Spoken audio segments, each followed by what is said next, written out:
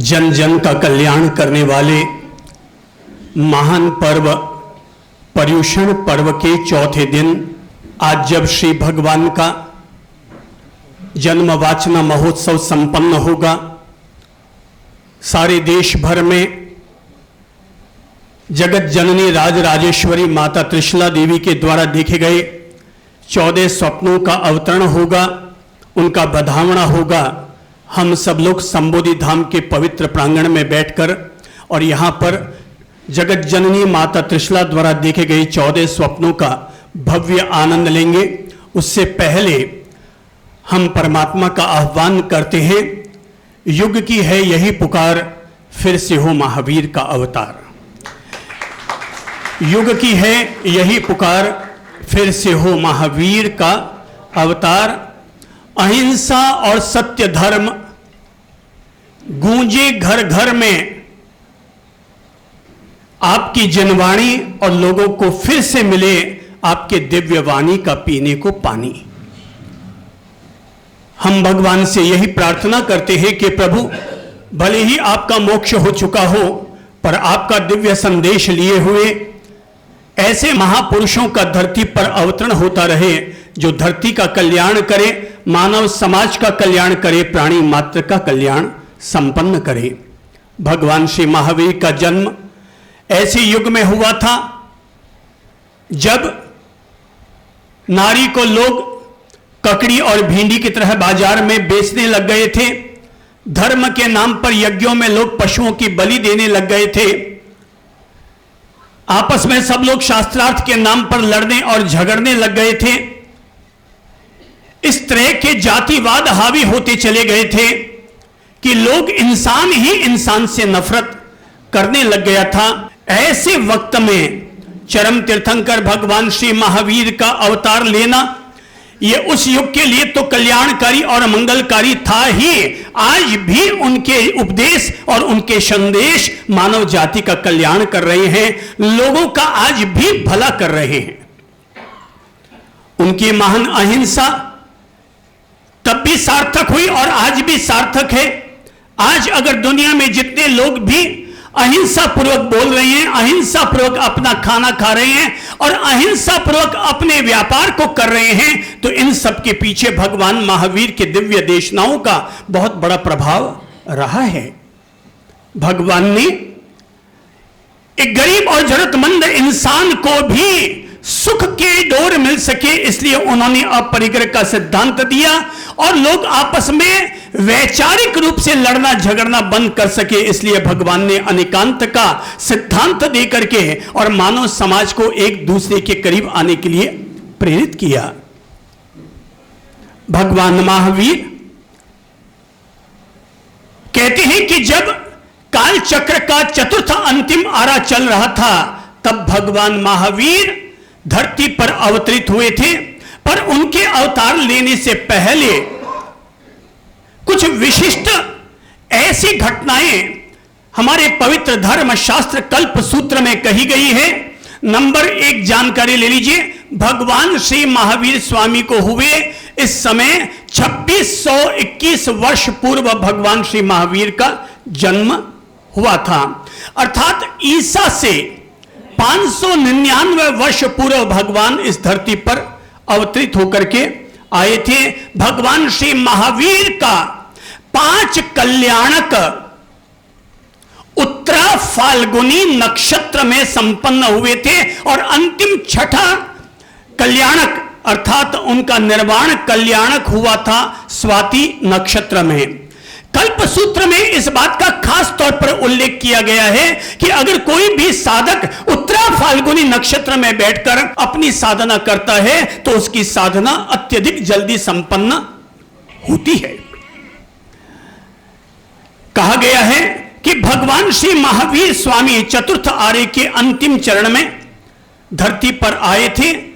भगवान महावीर जब धरती पर आए थे, वे मां की कोख में आए होंगे, उससे पहले उनके 27 भवों की चर्चा इस पवित्र धर्म शास्त्र में की गई है और कहते हैं अतीत तो सबका है, मेरा भी है और आपका भी है। अपन सभी लोग एक जन्म जन्मांतर की धारा में बह रहे हैं, जन्म जन्मांतर की धारा के मुसाफिर हैं।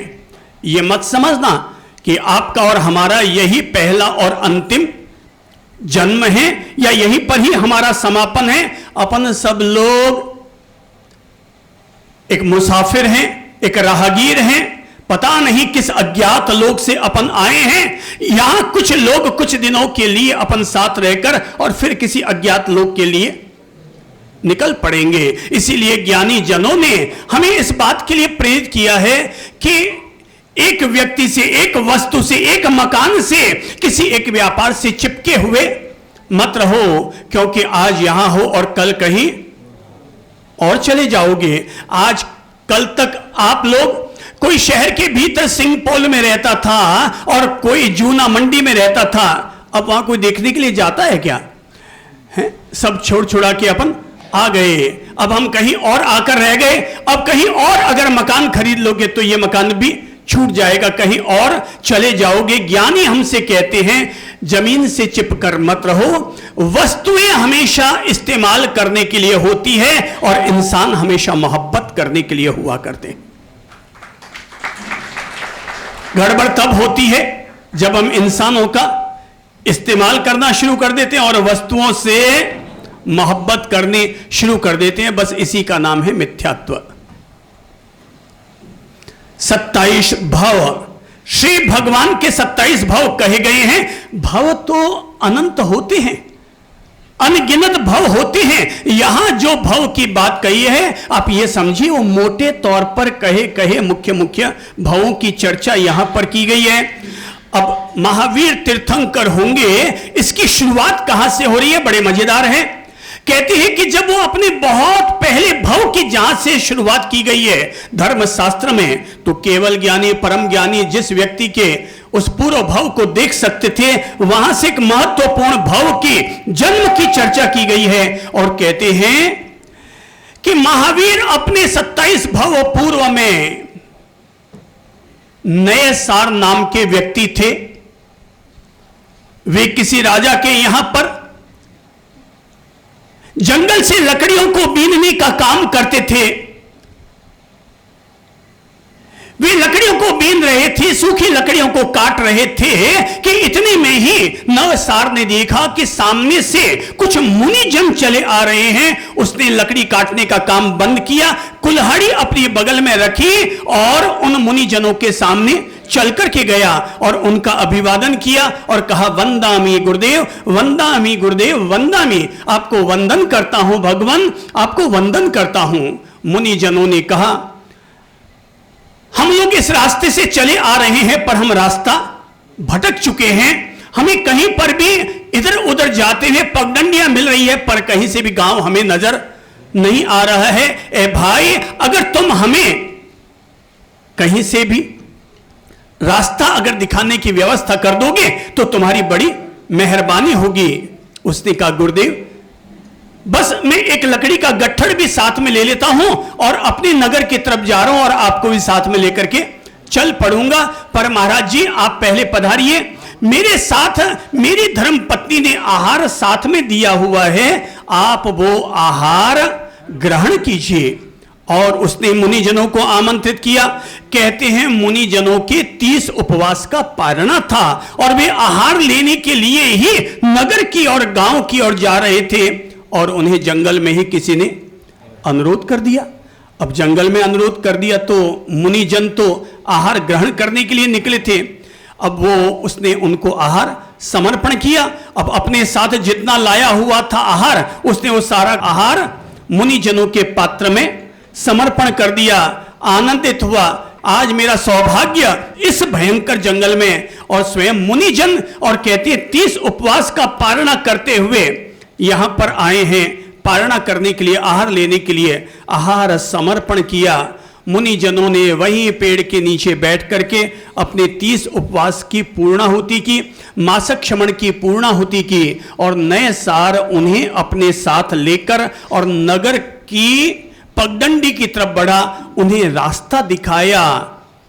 कहते हैं नए सार के द्वारा मुनिजनों को सत्पात्र में दान देने के कारण सुपात्र दान समर्पण करने के कारण और राह भूले हुए मुनि जनों को रास्ता दिखाने के कारण उसे सम्यक्त्व का उपार्जन हुआ और यहीं से ही तीर्थंकर गोत्र का बीज उनके भीतर में प्रकट हुआ। आहा, कितना सहज और सरल है व्यक्ति के लिए तीर्थंकर गोत्र का उपार्जन करना कि अब वो ऐसा पुण्य करने वाला व्यक्ति आने वाले कल में वो कोई तीर्थंकर बन सकता है, कोई सिद्ध बुद्ध और मुक्त आत्मा बन सकता है। ये कितने बड़े पुण्य की बात हो गई कि केवल एक आहार श्रद्धा के साथ अगर समर्पण किया जाए तो। हमने शाली भद्र के सेठ का पूर्व दृष्टांत सुना था और यह जाना था कि मुनि जनों को केवल एक खीर का सुपात्र दान देने के कारण शाली भद्र अपने पूर्व जन्म में इतना पुण्य अर्जित कर लिया कि वो शाली भद्र सेठ बना। और यहां पर महावीर के पूर्व जीव ने मुनि जनों को सुपात्र दान दिया, रास्ता दिखाया। क्या उपार्जन हुआ है उनको? तीर्थंकर गोत्र का उपार्जन। कितना सरल है भाई तीर्थंकर गोत्र का उपार्जन करना, अर्थात तीर्थंकर भविष्य में बन सकता है व्यक्ति केवल निष्ठा और श्रद्धा पूर्वक ऐसा कोई पुण्य कार्य करने की जरूरत है। और नए सार ने तब तीर्थंकर गोत्र का बीज अपने भीतर अंकुरित कर डाला, या ये समझो बीजारोपण हो गया। वहां से कहते हैं इस महान पुण्य के कारण वह नए सार अपने अगले भाव में देव बना, तीसरे भाव में वही महावीर का जीव मरीचि बना। मरीचि कहते हैं कि भगवान ऋषभ देव का पोता था, जिनके नाम से यह भारतवर्ष बना है। चक्रवर्ती भरत का बेटा था और भगवान ऋषभ देव का पोता था। भगवान के वैराग्य भरी वाणी को सुनकर उसने दीक्षा तो ले ली, पर कहते हैं कि वो मुनि जीवन की अत्यंत कठोर साधना को देखते हुए उसे लगा कि मैं ये पालन नहीं कर सकता। सो उसने कहा कि भगवान मेरे से इतना कठिन पालन नहीं हो पाता है। सो वो तो क्या किया उसने, भगवान ऋषभ देव का उसने फिर वस्त्र त्याग कर दिया और नए रंग का वस्त्र पहन करके भगवान ऋषभ देव के देशना मंडप के बाहर, सभा मंडप समोसन के बाहर बैठ करके और लोगों को उपदेश देने का काम करता था। ऋषभ देव के पास रहकर उसने ज्ञान ध्यान स्वाध्याय तो खूब कर लिया था, प्रवचन देने में वो बड़ा निपुण हो गया था और लोगों को उपदेश भी देता था कि आप सब लोग मेरे पास आओ, पर अगर आपको उच्च साधना करनी है तो आप मेरे पास ना आकर के भगवान ऋषभ देव के पास जाओ। तो उपदेश देता, पर लास्ट में ये जरूर कहते देखो भाई मैंने उपदेश दिया है पर सच्चा मार्ग तो वो ऋषभ देव का है, सच्चा मार्ग तो वही है। मैं सबसे कहूंगा हम अपने जीवन में संत बन सके कि ना बन सके, पर कम से कम मरीचि बन गए तब भी निस्तार हो जाएगा। तुमसे पढ़े तो पाड़ो, पर नहीं पढ़े तो कम से कम दूसरों को प्रेरणा देकर अच्छे मार्ग का राहगीर तो जरूर बना दो। मैंने भी अपने आप के लिए जब देखा तो मुझे लगा भाई मैं ऋषभ देव का पक्का शिष्य बन पाऊं कि ना बन पाऊं, पर कम से कम मरीचि तो बनी जाऊं कि कम से कम मेरे से जितना श्रेष्ठ धर्म का आचरण हो सकता है उतना मैं करूं। पर अगर किसी के भीतर इससे भी ज्यादा क्षमता है तो मैं उनको प्रेरणा दूं और वो कम से कम भगवान के दिव्य पथ की ओर चले। तुम कम से कम मरीचि का जीव तो अवश्य बनो।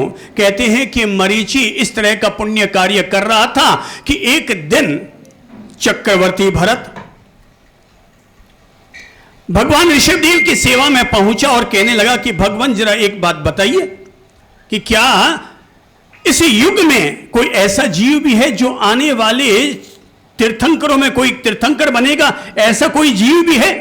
ऋषभ देव मुस्कुराए और कहने लगे वत्स, अरे तेरा अपना बेटा मरीचि वो आने वाले अंतिम 24 तीर्थंकर में 24वें तीर्थंकर महावीर स्वामी के रूप में प्रकट होंगे। बोले क्या बात करते हैं भगवान, मेरा बेटा और तीर्थंकर बनेगा?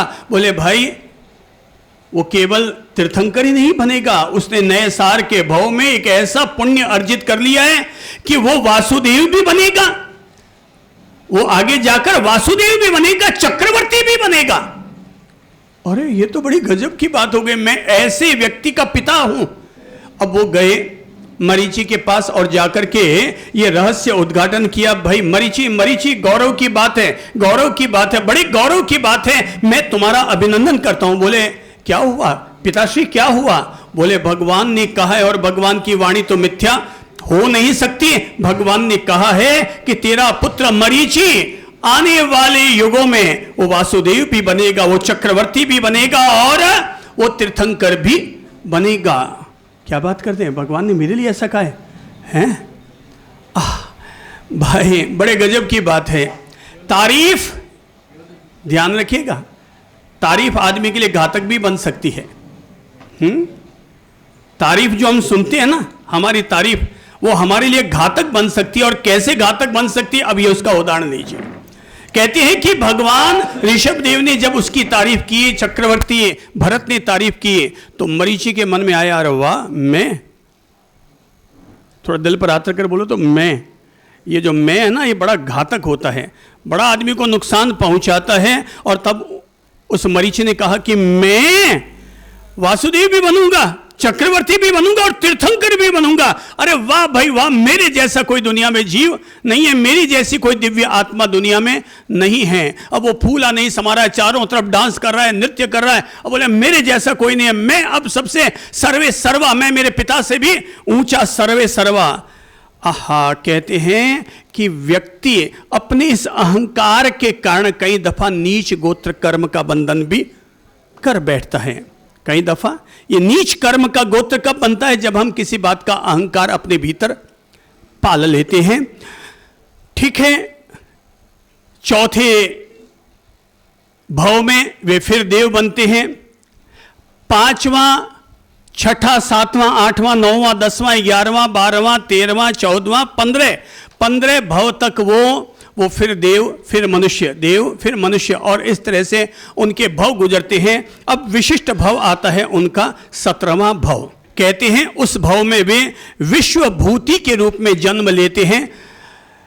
राजा के चचेरे बेटे होते हैं, पर उनमें शक्ति बहुत ज्यादा होती है। पर उनका चचेरा भाई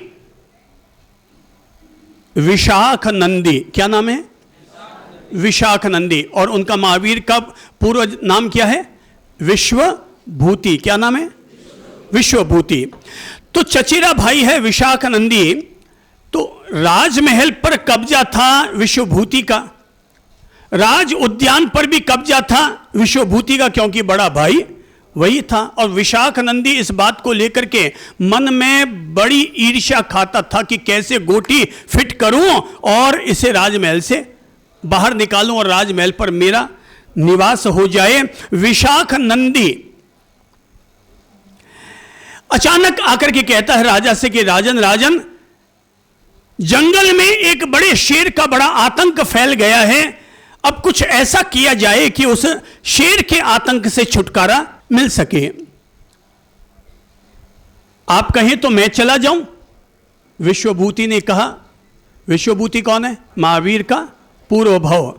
विश्वभूति ने कहा नहीं भाई, छोटे भाई, मेरे रहते तुम कैसे जाओगे? नहीं नहीं, तुम चिंता मत करो, तुम मेरे छोटे भाई हो, मैं जाता हूं और शेर के आतंकों को समाप्त करता हूं। और कहते हैं यही तो विशाख नंदी चाहता था कि ये निकेन प्रकार उसको बाहर निकाला जाए। अब उसे बाहर निकाल दिया गया, अर्थात वो बाहर निकल गए शेर का आतंक समाप्त करने के लिए। और विशाख नंदी अपनी रानियों के साथ में राजप्रासाद में और राज्य उद्यान में चला आया। और जब शेर का आतंक मिटा करके वापस विश्वभूति लौट कर आए तो देखा कि विशाख नंदी अपनी रानियों के साथ राज उद्यान में क्रीड़ा कर रहा है, आमोद प्रमोद कर रहा है। तो उसे लगा कि यार ये मुझसे खुद को ही कह देता कि मैं ये राज उद्यान चाहता हूं तो मैं खुद ही इसे दे देता, पर इसने यहां पर कब्जा करने के लिए और मुझे शेर का आतंक खत्म करने के लिए भेज दिया और बाहर में अपने सिपाही और खड़े कर दिए कि जब तक राजकुमार अंदर है तब तक कोई भी अंदर जा नहीं सकता। विश्वभूति को यह बात बुरी लगती है और वो विशाख नंदी को आवाज देते हुए कहते हैं, विशाख नंदी इधर आ, क्या तुम यह समझते हो कि मैं कमजोर हो गया हूं? बोले नहीं नहीं, अब तो राज उद्यान पर मेरा ही कब्जा रहेगा, मैं ही यहां पर प्रमोद करूंगा, आप अपना लिए नया बना लो।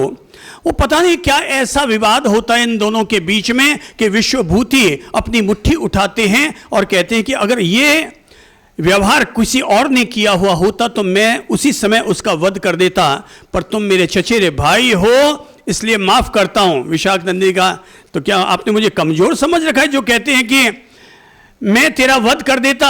विश्वभूति ने उसी समय बगल में खड़े हुए पेड़ पर एक मुष्टि का प्रहार किया और कहते हैं वो पेड़ धराशायी हो गया। बोले पता चल गया कि मेरी एक मुट्ठी के प्रहार से तेरा क्या हाल होगा। विशाख नंदी तो वहां से बचकर निकल पड़ा, पर विश्वभूति को वैराग्य जग गया और उसे लगा ये कैसा संसार है, कैसा स्वार्थ है, जहां लोग जमीनी टुकड़ों के लिए आपस में भाई भाई के बीच में भी झगड़ा पैदा कर लेते हैं। और तब विश्वभूति वैराग्य वासित हुए, मुनि जीवन ग्रहण कर लेते हैं। मुनि जीवन ग्रहण किया और कहते हैं वो खूब तप जप आराधना साधना उपासना करने लगे और एक बार चलते चलते विहार करते हुए वे मथुरा पहुंचे। उनकी काया बहुत कृश हो चुकी थी, बड़ी दुर्बल काया हो गई थी, क्योंकि उन्होंने खूब तपस्या अपने जीवन के साथ जोड़ी, खूब तपस्या की। और कहते हैं इस तरह से वो मथुरा में जब पहुंचे तो मथुरा में विशाख नंदी उसका ननिहाल था वहां, और वो अपने ननिहाल में आया हुआ था, खिड़की में बैठा हुआ था। इतनी में ही विश्वभूति शांत गति से सड़क पर चले जा रहे थे और उधर से एक सांडिया दौड़ता हुआ आया और उसने विश्वभूति को दे धड़ाम से अपने सींग से उछाला और आसमान की तरफ उछाल करके नीचे गिरा दिया। विश्वभूति धड़ाम से नीचे गिर पड़े और विशाख नंदी उधर से बैठा बैठा हंसने लगा। ओ देखा विश्वभूति, बड़ी अकड़ दिखाते थे ना तुम कि तुम में वो ताकत है। अरे तुम्हारे सामने अब एक सांडिया भी इतना मजबूत दिख रहा है कि वो भी तुझे उठा करके नीचे इसने गिरा दिया। विश्वभूति ने विशाख नंदी को देखा। तौहीन हर आदमी बर्दाश्त नहीं कर सकता है, अपमान का जहर पी लेना यह हर आदमी के वश की बात नहीं होती है। और विश्वभूति ने जब विशाख नंदी के उपहास को देखा, मैं इसीलिए कहता हूं कि आप उपवास कर सको या न कर सको, पर कम से कम किसी का उपहास तो मत उड़ाओ। अगर प्रवचन सुन सको तो बहुत अच्छी बात है, और अगर प्रवचन न भी सुन सको तो कम से कम किसी को दुर्वचन तो मत कहो। मंदिर के दर्शन करने के लिए जा सको तो अति उत्तम बात है, पर दर्शन न कर सको तो कम से कम प्रदर्शन के लफड़े में तो मत पड़ो। गुरुजनों को वंदन कर सको तो अच्छी बात है, और वंदन न भी कर सको तो कम से कम कषायों का वंदन तो नहीं करो। विशाख नंदी ने मजाक उड़ाए, विश्वभूति के मन को चुभ गई। विश्वभूति ने सांडिये को उठाया और उठा करके हवा में लहराया और उसी की तरफ उछाल करके फेंका। विशाख नंदी तो ये मत समझना कि मैं तपस्वी हूं इसलिए अब मेरे भीतर काया कमजोर हो गई होगी, अभी भी मुझ में बहुत बड़ा दम है। मैं तेरा ये बदला जरूर लूंगा और एक न एक दिन मैं तुमको जरूर मारूंगा। कहते हैं अपने इस व्यवहार के कारण उन्होंने अपना फिर आत्मा में थोड़ा सा कमजोरी लेकर के आ गए, पर अपने इस महान तप के कारण वो मरकर के देव बने। 19वें भाव में अब वापस वो बदला लिया जा रहा है। 19वें भाव में महावीर प्रभु का वो जीव त्रिपृष्ठ वासुदेव के रूप में बना। ऋषभदेव प्रभु ने कहा था ना वो क्या बनेगा आगे जाकर के, वासुदेव। अब वो वासुदेव के रूप में बने और उनका नाम था त्रिपृष्ठ वासुदेव। कहते हैं इसी भाव में ही उन्होंने, कहते हैं कि शेर का आतंक मचा था जंगल में, कोई उसे समाप्त न कर पाया, तो त्रिपृष्ठ वासुदेव ने कहा कि मैं खुद जाता हूं और उसे समाप्त करता हूं। और जब वो वहां पहुंचते हैं तो वो जो शेर है वो कौन है, वही विशाख नंदी। वो मरकर के शेर त्रियंच योनि में पैदा हुआ है। और त्रिपृष्ठ वासुदेव ने जब ये देखा कि वो तो निहत्था है तो उन्होंने अपने भी शस्त्र उतार दिए, टूट पड़े उस पर और जबड़ा पकड़ा और उसे अपने ही दोनों हाथों से चीर करके उसके 2 टुकड़े कर दिए। शेर का आतंक तो मिट गया, पर भाई ध्यान रखा ना, ये जो वैर विरोध होते हैं ना, ये जन्म जन्मांतर तक आदमी का पीछा करते हैं। इसलिए जीवन में एक चीज कभी मत पालना, और वो है वैर विरोध, क्योंकि ये जन्म जन्मांतर तक आदमी का पीछा करता है। इसलिए तो भगवान ने क्षमापना की प्रेरणा दी कि अपनी सारी गांठें यहीं पर खोल खुला के खत्म कर दो। वैर की गांठ अपने साथ मत लेकर जाओ।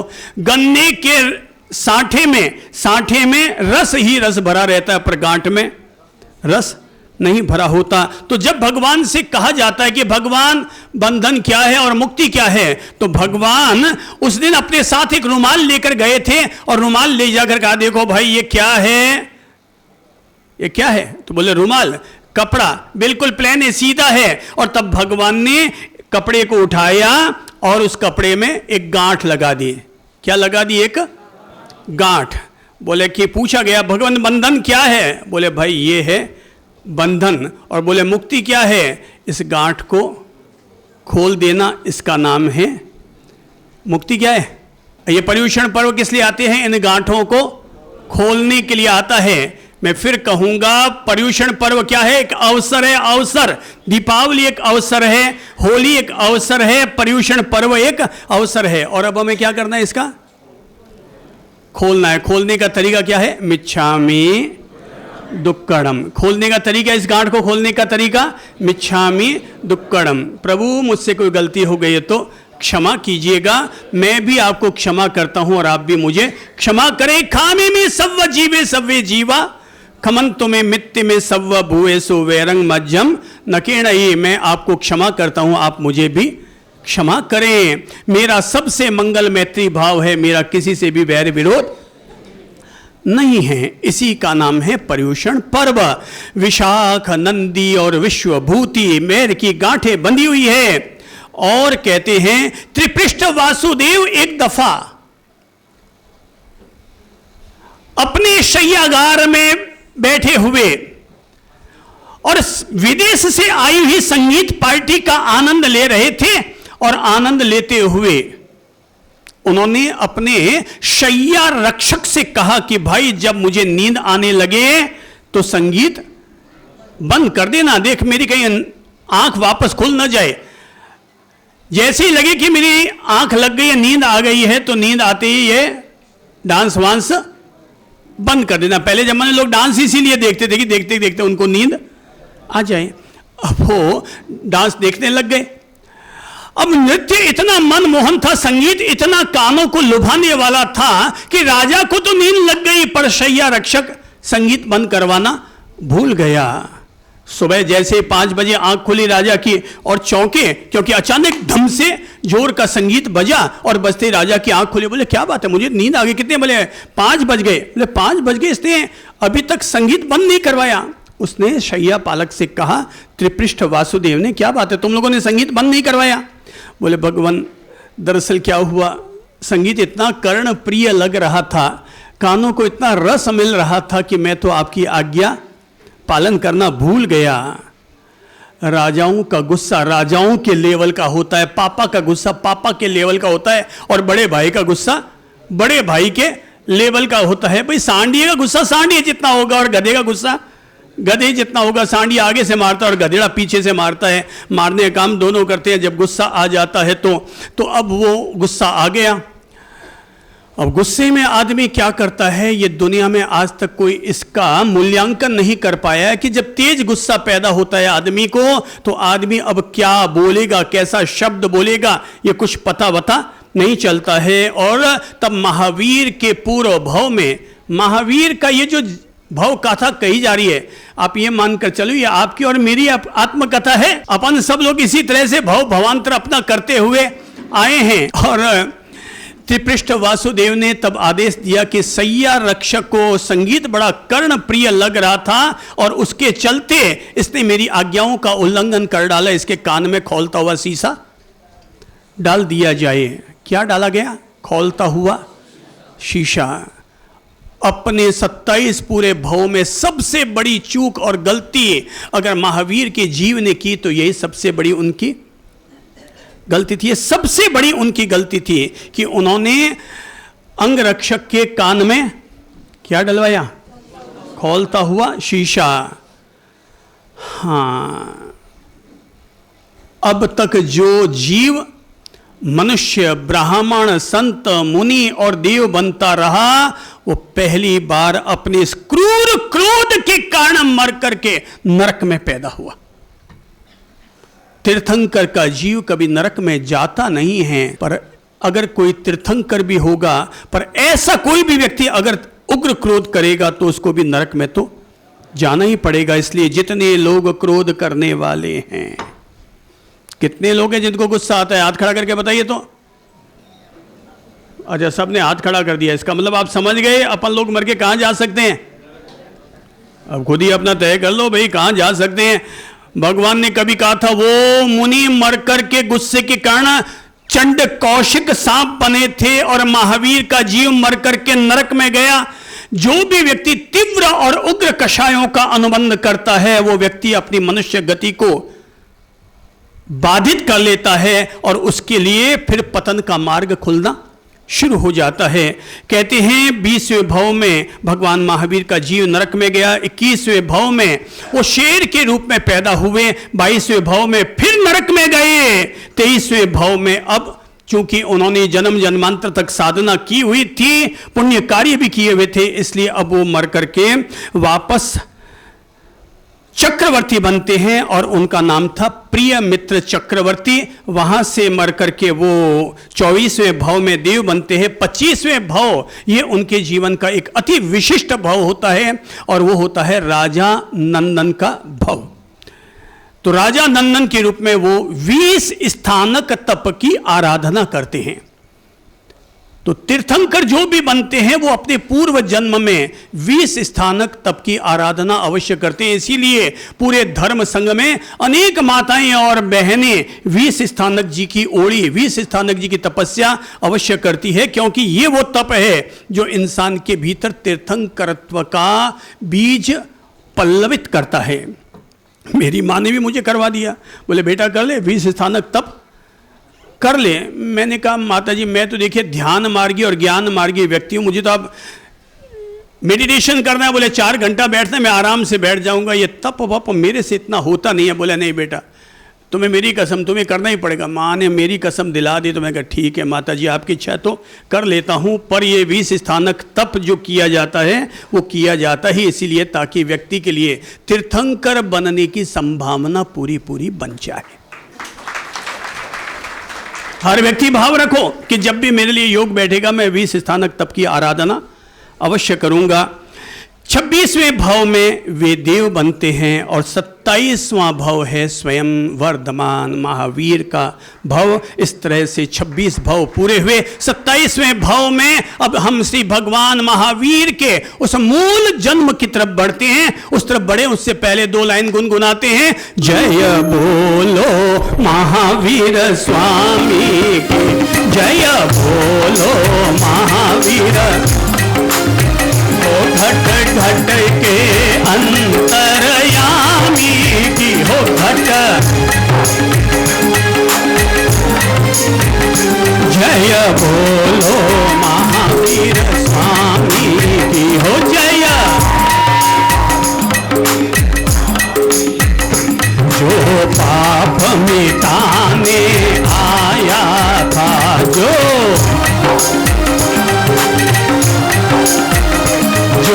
भारत आन जगाया था, जो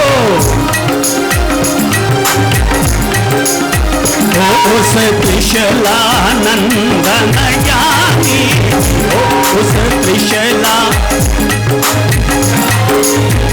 जय बोलो महावीर स्वामी की हो जय। जिस जगती का उद्धार किया, जिस जो आया शरण उसे पार किया, जो आया शरण उसे, जिस पीर हरि हर प्राणी की हो, जिस हो जय बोलो अकबर स्वामी की हो जय। हो घट घट के अंतरयामी की हो घट घट के हो जय बोलो महावीर स्वामी की हो जय। भगवान श्री महावीर स्वामी उत्तरा फाल्गुनी नक्षत्र में पुष्पोत्तर पुंडरीक विमान से च्यवित होकर के आषाढ़ सुत्ती छठ को वे इस पृथ्वी ग्रह पर अवतरित हुए थे। भगवान महावीर जब धरती पर आए तो उन्होंने एक साथ दो जातियों को धन्य किया। इसलिए महावीर के भीतर में दोनों जातियों का आनुवंशिकता उनमें विद्यमान है, मेल है, गुण उनमें विद्यमान है। एक है ब्राह्मण जाति और दूसरे है क्षत्रिय जाति। सबसे पहले भगवान महावीर 10वें देवलोक से च्यवित होकर के आषाढ़ सुदी छठ को महानकुंड ग्राम के ऋषभ दत्त की पत्नी देवानंदा ब्राह्मणी की कुक्षी में अवतरित हुए थे। वे देवानंदी ब्राह्मणी की कुक्षी में 83 दिन रहे थे। पर बाद में इंद्रदेव को लगा कि जिस कुल में जन्म हो रहा है महावीर स्वामी का वो गरीब घर है, तो ये गरीबी जो उन्हें आई है ये उनके द्वारा पूर्व जन्म में किए गए अहंकार के कारण उन्हें इस गरीबी का सामना करना पड़ रहा था। पर इंद्र को लगा कि तीर्थंकर कभी भी गरीब कुल में पैदा नहीं होते हैं, सो कोई भी कारण रहा होगा। उन्हें तब इंद्र के आदेश से ब्राह्मणी की कुक्षी से निकालकर और महारानी जगत जननी त्रिशला देवी की कोख में उन्हें स्थानांतरित किया गया। यह दुनिया का पहला ऑपरेशन था। यह दुनिया का पहला ऑपरेशन था कि एक का जीव दूसरे में ट्रांसफर किया जा सकता है। आजकल तो परख नली, ट्यूब और ये सब कई तरह की चीजें डेवलप होती चली जा रही है, पर उस समय में लोग आश्चर्य करते थे कि ऐसा हो सकता है क्या। पर वर्तमान युग ने साबित कर दिया कि ऐसा सब कुछ संभव है। और यह काम किया था हरिण गमेशी देव ने। और उन्होंने आजकल जैसे बेहोशी के लिए दवा इस्तेमाल की जाती है, उस समय उन्होंने नई विद्या का इस्तेमाल किया था और वो है अवस्वापिनी विद्या। अर्थात ऐसी विद्याएं भी होती थी जिससे बेहोश करके और ऑपरेशन किया जा सकता था। भगवान महावीर तब क्षत्रिय कुंडग्राम, ये वैशाली नगर के पास में है, क्षत्रिय कुंडग्राम राज्य के राजा सिद्धार्थ की भार्या राज राजेश्वरी माता त्रिशला देवी की कोख में, और ये भगवान महावीर का जीव स्थानांतरित हुआ, इनका गर्भांतरण हुआ। और तब जब वो उनकी कोख में आए तो माता त्रिशला ने 14 दिव्य स्वप्न देखे। अब हम उन सपनों की तरफ आ रहे हैं जिन सपनों की पूरे देश में इतनी महिमा है और लोग मानकर चलते हैं कि जिन्होंने ऐसे 14 मंगलकारी स्वप्न देखे। अब हम उन 14 महान स्वप्नों का अब हम परिचय की तरफ बढ़ रहे हैं, जिन 14 सपनों की महिमा पूरे देश भर में गाई जाती है और लोग मानकर चलते हैं। ये 14 सपनों को देखना, इन 14 सपनों का फिर से अवतरण करना, इन 14 सपनों का बधावना करना उनके हर घर के लिए मंगलकारी होता है, परिवार के लिए मंगलकारी होता है। जो इन 14 स्वप्नों का बधावना करता है पूरे वर्ष भर उनके घर गृहस्थी में हमेशा समृद्धि बनी रहती है। सुख शांति और समृद्धि को अपने घर में लाने के लिए इन 14 सपनों का लोग बधावना करते हैं। बड़े भक्ति भाव से हर गृहस्थ इन सपनों का बधावना करते हैं और वो 14 स्वप्न हैं। पहला है शेर, सब बोलो, नंबर 1 शेर, दूसरा है हाथी, तीसरा है वृषभ, चौथा है महालक्ष्मी, 5वां सपने में देखा पुष्पमाला, 5वें सपने में देखा, सब बोलो और बोल के अपनी जिह्वा को धन्य करो। ये सपने जिनके कारण एक तीर्थंकर प्राकट्य हो रहा है। छठा सपना है चंद्रमा, ताजुब की बात ये बता दूं, मेरी मां ने मुझे बताया था कि तेरा जन्म हुआ था उससे पहले मैंने भी अपनी कोख में उतरते हुए पूनम का चांद देखा था। ओ पता नहीं तभी मेरे जीवन में ये भव्य दीक्षा उदय में आ गई और ज्ञान दशा हमेशा, प्रज्ञा हमेशा प्रदीप्त रही। छठे सपने में देखा चंद्रमा, सातवें सपने में देखा सूर्य, आठवें सपने में देखा इंद्र ध्वजा, धर्म ध्वजा, नौवें सपने में देखा कुंभ कलश, पूर्ण कलश, मंगल कलश, 11वें सपने में देखा क्षीर सागर, 12वें सपने के रूप में देखा देव विमान, 13वें सपने में देखी रत्न राशि और 14वें सपने में देखा था निर्धूम अग्नि। ये 14 महान स्वप्न, मंगलकारी स्वप्न माता त्रिशला ने जैसे ही देखे, चूंकि ये ब्रह्म मुहूर्त में देखे गए सपने थे और सुबह की वेला में जो भी सपना आता है तो अनेक दफा वो सही ही साबित होता है, पर ऐसे एक एक करके 14 महान स्वप्न देखे गए। वो झट से उठी, राजा सिद्धार्थ के पास गई और राजा सिद्धार्थ ने, भाई ये अद्भुत बात ये है कि सिद्धार्थ अलग कक्ष में सोए थे और महारानी त्रिशला अलग कक्ष में सोई थी। इसलिए जब महापुरुषों का अवतरण होता है तो नर मादा के तत्वों से नहीं होता, बल्कि ऐसे किसी दैवीय संयोग के कारण घटित होता है। और राजा सिद्धार्थ पास में नहीं थे, पर फिर भी उनके भीतर वो बीज अवतरित हो गया। भगवान महावीर का जीव उनमें, उनका प्राकट्य हो गया। और जब वो 14 सपने लेकर करके अपने राजा सिद्धार्थ के कक्ष में गई और जाकर बताया, इस तरह से मैंने महामंगलकारी 14 स्वप्न देखे हैं। राजा सिद्धार्थ ने कहा, धन्य धन्य ऐ जगत जननी, तुम्हें धन्य, निश्चित तौर पर तुम्हारी कोख से ऐसा एक महाकल्याणकारी पुत्र जन्म लेने वाला है जो सारे संसार में अपना नाम, यश, गौरव, पुण्य स्थापित करेगा। मैं कल सुबह ही स्वप्न पाठकों को अपने यहां आमंत्रित करता हूं और इसका सही फल हम पूछते हैं। अगले दिन स्वप्न पाठकों को सबको आमंत्रित किया गया। सभी विद्वान, ज्ञानी, मनीषी लोग एकत्रित हुए और राजा सिद्धार्थ ने रानी त्रिशला के द्वारा देखे गए महामंगलकारी 14 स्वप्नों का जिक्र किया विस्तार पूर्वक। भली भांति सभी सपनों पर विचार करने के बाद स्वप्न पाठकों ने अपने स्वप्न शास्त्रों का सारा उल्लेख छानबीन करके कहा, धन्य है महाराज, आपको धन्य है। निश्चित तौर पर महारानी त्रिशला एक ऐसे सुपुत्र को जन्म देने वाली है जो या तो चक्रवर्ती बनेगा और या फिर तीर्थंकर बनेगा। वो या तो चक्रवर्ती बनेगा या तीर्थंकर बनेगा। और महाराज, ये निश्चित तौर पर जब से आपकी कोख में ये संतान आई है, आपके राज्य में बढ़ोतरी होगी, राज्य की सीमा बढ़ेगी और तब से वाकई उनके राज्य में धन, धान्य, वृष्टि, सब चीजों का विस्तार होने लग गया था। और उसी समय तब राजा सिद्धार्थ ने तय किया था कि जिसके कोख में आते ही सुख, शांति, समृद्धि, अन्न, धन सब में बढ़ोतरी होती चली जा रही है, मैं जब यह बालक जन्म लेगा तो इसका नाम रखूंगा वर्धमान कुमार।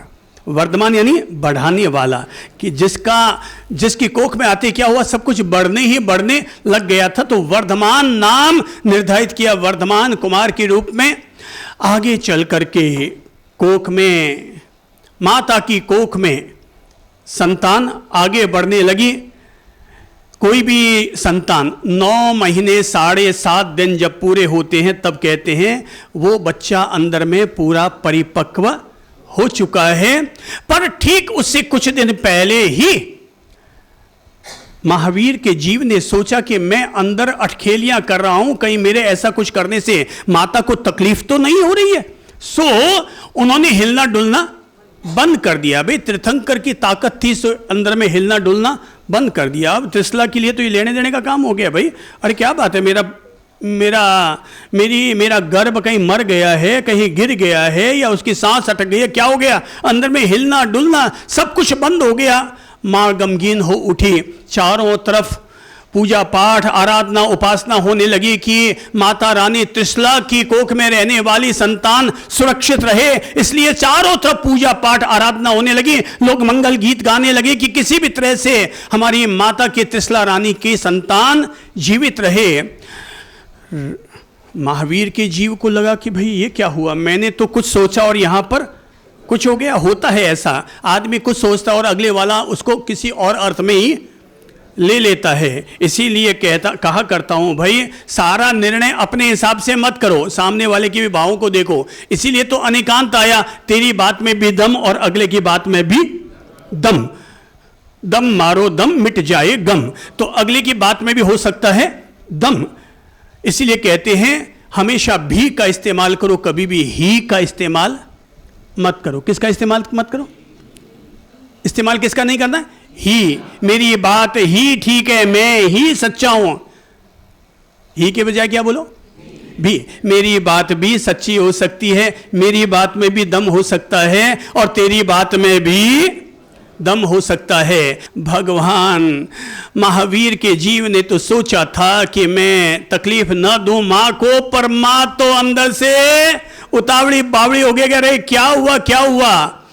महावीर को लगा रे मैंने तो क्या सोचा, अर्थ का अनर्थ हो गया। लगता है मेरी मां को मुझसे बहुत प्रेम है, अगाध प्रेम है, और अपने उसी प्रेम के वशीभूत होकर, अरे अपन आम इंसान तो क्या, तीर्थंकर का जीव भी दायित्व बोध ले सकता है। और तब तीर्थंकर के जीव ने अंदर में संकल्प कर लिया था। कितनी बड़ी बात है, गर्भ में ही संकल्प कर लिया कि जब तक मेरे माता पिता जीवित रहेंगे तब तक मैं दीक्षा नहीं लूंगा। इसलिए मां की इच्छा रखने के लिए उन्होंने शादी भी की, पत्नी की इच्छा रखने के लिए उनके बेटी भी हुई, और जब माता पिता का स्वर्गवास हो गया तो 27 वर्ष की उम्र में ही उन्होंने दीक्षा लेने की घोषणा कर दी थी।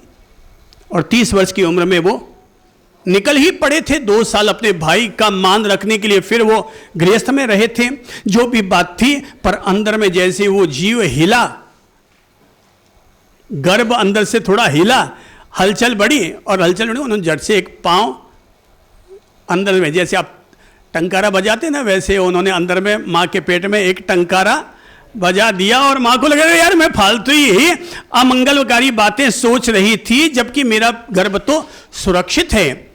आहा, मेरा गर्भ सुरक्षित है, बस ये सोच करके ही वापस चारों तरफ घोषणाएं हो गई कि जीव अंदर में सुरक्षित है, जीव अंदर में सुरक्षित है। बस चारों तरफ फिर मंगल गान होने लगे, चारों तरफ जय जयकार होने लगी, चारों तरफ मंगल बधाइयां बजने लगी। और तब भगवान महावीर चैत्र शुक्ला त्रयोदशी को, कब? चैत्र शुक्ला त्रयोदशी को, जब चंद्रबल प्रधान था और उत्तरा फाल्गुनी नक्षत्र था, तब आधी रात के समय भगवान महावीर का जो होता है उसके लिए हमें 1 घंटे की इंतजारी करनी पड़ेगी, क्योंकि उससे पहले माता त्रिशला, राज राजेश्वरी सर्व कल्याणकारी माता त्रिशला के द्वारा देखे गए दिव्य 14 स्वप्नों का अपन सब लोगों को बधावना करना है। क्या करना है अपन लोगों को? बधावना करना है।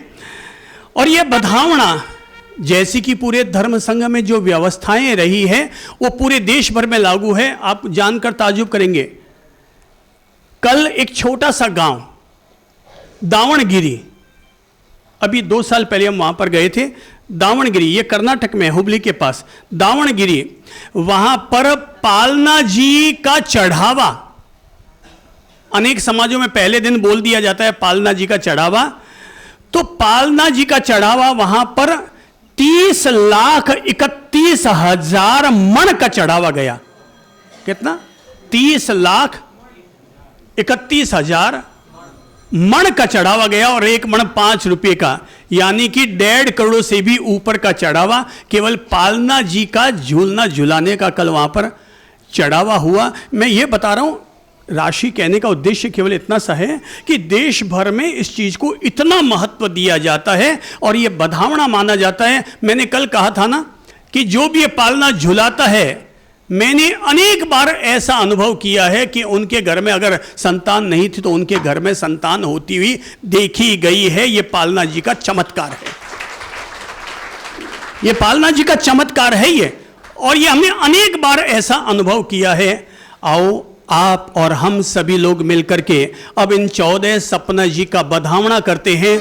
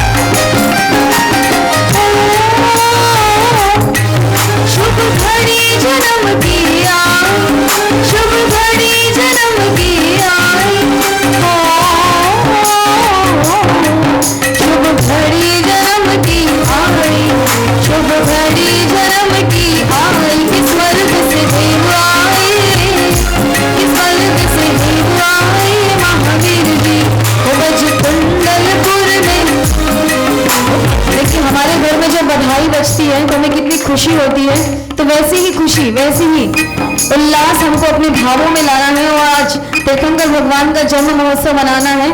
1 2 3 बज कुंडलपुर में बधाई, बज कुंडलपुर में बधाई, कि नगरी में वीर जन्मे, कि नगरी में वीर जन्मे महावीर जी।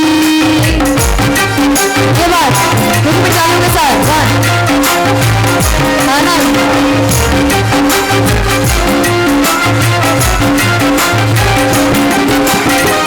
भगवान का जन्म महोत्सव मेरू पर्वत पर इंद्र महाराजा, जब भगवान का जन्म होता है तो 100 धर्मेंद्र इंद्र जाते हैं मेरू पर्वत पर प्रभु का जन्म महोत्सव मनाने के लिए। आइए हम सभी लोग, यहाँ पर इंद्र भी बैठे और इंद्राणियां भी बैठी है। तो तेरा नाम करे मेरू, तेरा नाम करे मेरू पर, तेरा नाम करे मेरू पर, तेरा नाम करे मेरू पर, कि इंद्र जल भराए, इंद्र जल भराए महावीर जी। बज कुंडलपुर में बधाई, बज कुंडलपुर में बधाई, कि नगरी में वीर जन्मे, कि नगरी में वीर जन्मे महावीर जी। तालियों के साथ आनंद भाव उल्लास के साथ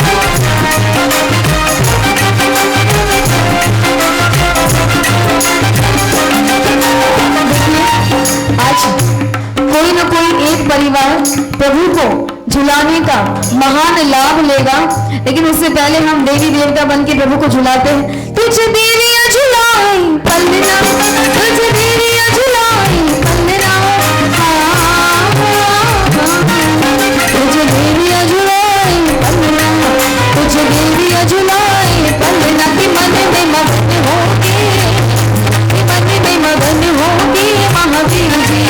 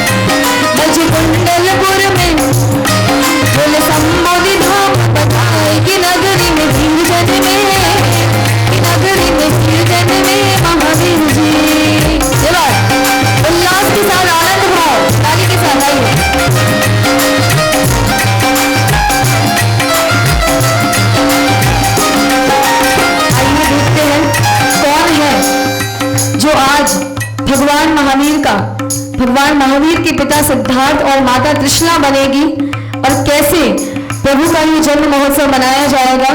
तेरे पिता लुटाए मोहर, तेरे पिता लुटाए मोहर, तेरे पिता लुटाए मोहर, तेरे पिता लुटाए मोहर, खजाने सारे खुल जाए, खजाने सारे खुल जाए महावीर जी।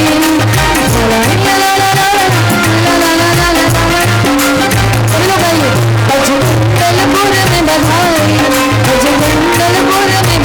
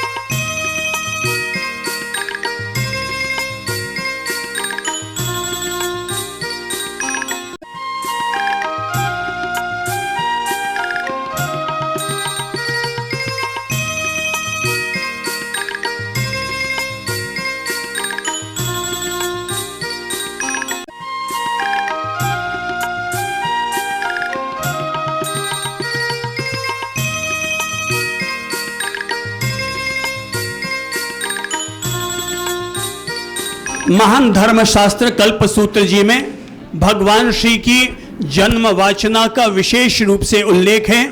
आप सब महानुभावों ने खूब बढ़ चढ़ करके और भगवान जी के इन दिव्य सपनों का खूब बधावना किया, खूब अभिनंदन किया। गुरुजनों की ओर से आप सब लोगों के लिए दूधो नाओ पूतो फलों का आशीर्वाद। कल्पसूत्र जी में भगवान की जन्म वाचना इस रूप में समर्पित की गई है।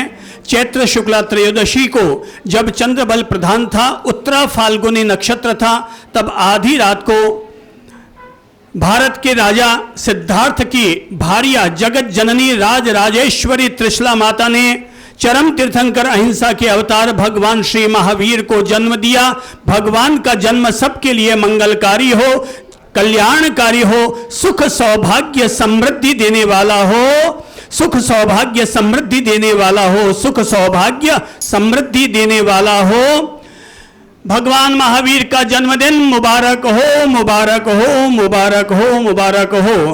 आनंद उमंग भयो जय हो वर्तमान की, आनंद उमंग भयो जय हो वर्तमान की। हाथी बिना घोड़ा बिना और दीपाल की, हाथी बिना घोड़ा बिना और। बोले महागत जननी त्रिशला मात की जय हो, जय हो,